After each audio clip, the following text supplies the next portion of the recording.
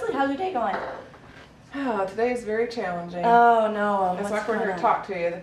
I have a patient, she's 90 years old, and she has pneumonia, and she just is not very responsive to me. She's conscious, and I don't think that she's, like lost it or anything, but she won't respond to me very much, and she just kind of stares off. And then sometimes she makes these weird hand gestures, and I am just puzzled. So I was wondering if you'd come in and help me with her and maybe give me some ideas of something. Yeah, sure. Let me just log out of the Pyxis here, and we'll go in, and then we'll come back out and talk about our observations. Okay. That sounds good. Okay. Oh, one of the things I gotta tell you about her. This is just hilarious. Oh yeah, what's this? She used to work for a bomb squad. A bomb squad? Yes, oh my goodness. That? I bet she's pretty spunky. She is. And well, she was yesterday. She's just not today. Of course, I only peeked in her, very quickly yesterday. Someone else was her nurse yesterday, so I didn't get to really spend a lot of time with her or anything like that. Okay. But, well, let me log out here. You know what? Look, go ahead and leave that up because I do need to. Oh, okay. Well, actually, I'll log on. I do need to get her medication real fast. Okay. So. Go ahead.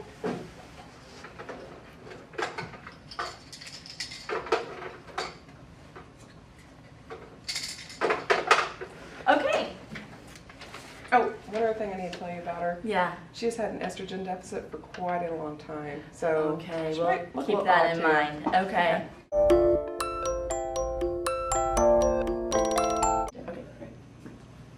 Hi, Mrs. Smith. This is Charge Nurse Cheyenne. Mrs. Smith. Hi, Mrs. Smith. Mrs. Smith.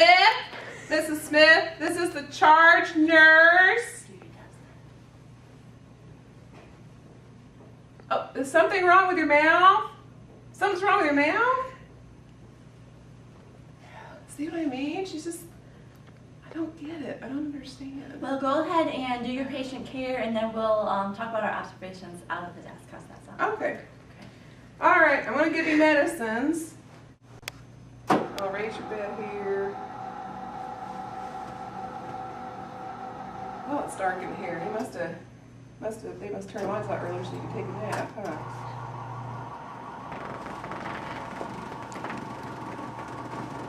See, she's acting agitated now. A while ago, she was just acting calm, so she'll just look up in the front of the room.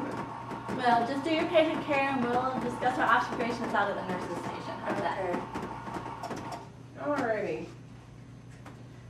Now, read your armband. Mrs. Smith. Mrs. Smith. Mrs. Smith, I need to look at your armband. Can you tell me your name and your birth date? Is there something wrong with your mouth? What's wrong with your mouth? She doesn't seem to be able to verify that. Yeah, it does. Okay, very good. We've got verification. Okay. I just need you, this is your medicine. I need you to swallow this. She's not being cooperative either. She was like this earlier today too. I don't know what I'm going to do. No, you need to take this, Mrs. Smith. I guess we'll have to document denial in the chart. Okay. Leslie, I think there's several things that I noticed that might be able to help out with the patient. Those signals that you were mentioning when Mrs. Smith was doing this, that's the ASL sign for deaf. I think our patient's deaf. Let's see. Yeah, it's right here. It lists just deaf. Now, I might guess that might be a result of that bomb squad activity. Who knows? But probably. So that is a good thing that since we've noticed that she does know the sign for deaf, I'm going to go ahead and call up to language services and get an interpreter down here. Yeah, this is Cheyenne Green, charge nurse on respiratory. Do you mind sending an ASL interpreter down? Yes, room 306 will be in there. Thanks a lot. Okay, so let's go ahead and I think some of the other things I noticed were, since she is hard of hearing, perhaps we should turn on the light when we go in there. It might disrupt her rest, but it will be easier for her possibly to read lips if she's able to do that. Can you think of anything else that we could do to help Mrs. Smith? Well, when the interpreter gets here, we definitely need to find out why she seems so down. I mean, it may just be because she hasn't been able to communicate. I don't know. But it could be because of her medicine too. Maybe the interpreter can help us to figure that out. Well, why don't we do that? Why don't we plan on implementing some therapeutic communication and finding out if there's an emotional reason, and if there's not, then we can also inspect the medicinal issue. Another thing that I think that we could do is offer her a chance to write on cards. Something else I seem to have around here someplace from another patient. Yes, here they are. We can use some picture cards. Now, we can use those to communicate with her too when we don't have the sign language. Yes, we can. That would be very good because the interpreter is not always available. So let's go ahead and move into her room, see if we might be able to communicate enough to get her to take her antibiotic here for her pneumonia. Alrighty.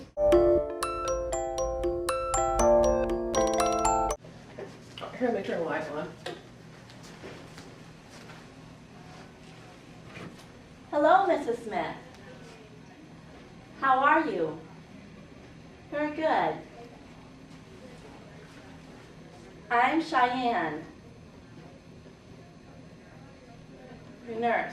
I think our interpreter is probably almost here. Come on in. Oh, very good. We have been waiting for you. I'm Cheyenne. Amanda. Okay, this is Leslie. Hi, Leslie. Okay. This is Hi, Mrs. Smith. I'm Amanda. I'm your ASL interpreter. Okay. We would like to, first of all, let Mrs. Smith know. Mrs. Smith, we have antibiotics for you to treat your pneumonia. Would you like a glass of water with your medicine? Yes, please. Okay. Thank you so much for coming. You're welcome.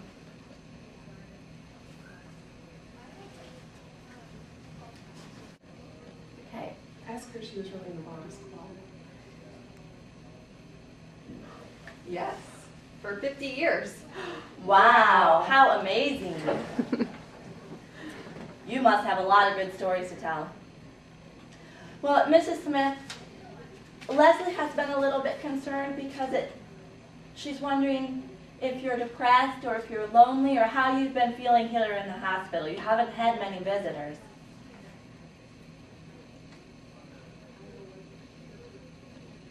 She's not sure if her daughter has been notified that she's in the hospital right now. Okay. Mrs. Smith, could you please write down her phone number and her name, and we will call her and let her know?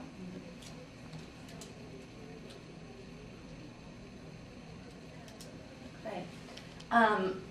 Also, the hospital does have a TDD phone available. If you ever need to make a phone call using our TDD machine, please don't hesitate to ask. It's a machine. I'm sure you might have seen one before. You can type in what you want to say, and the operator connected at the other end will voice what you have typed for the party on the other line. Do you have one of these at home? Well, Leslie, that would be a good intervention for us to contact social work and see if they might be able to put Mrs. Smith in contact with a service that could get her a TDD machine. Okay, very good. Feel free to talk to the doctor maybe about an audiology consult. Maybe something's already been done, but we might just want to have the doctor look into that just in case it's been overlooked in the past. We also would want to do an ear inspection with our focused assessment just to make sure that there is no wax buildup or structural problems that are contributing to that. We don't just want to all attribute it to the bomb squad because maybe that's not the whole point, or the whole cause. So, do you need anything else before we leave for the day? No. Okay, the next shift will be coming on in 30 minutes, and they will get you ready for dinner and bathed for the evening. Okay, it was nice to meet you, Mrs. Smith. You too. All right.